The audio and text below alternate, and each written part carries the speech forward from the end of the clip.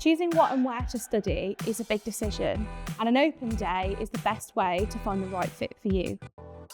There's so much to see and consider when you visit our Cardiff campus. Here's a few tips to help you through the day. Plan ahead. There's a lot happening. Subject sessions, talks and tours. Make sure you check out your programme and pick out what matters most to you. Get in on the action.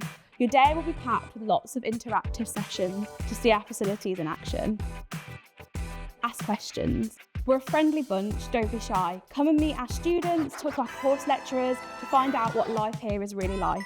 You'll find lots of helpful advice around campus, from admissions to scholarships and bursaries. Make sure you check out the information stand, and it's really helpful to come with a few prepared questions as well. Explore. Make sure you get a campus tour and you also check out our Students' Union. There's lots of clubs and societies and there's something for everyone. If you're looking for your home away from home, make sure you check out our accommodation too. And if you're looking for a pick-me-up, make sure you get a Welsh cake and a cup of tea.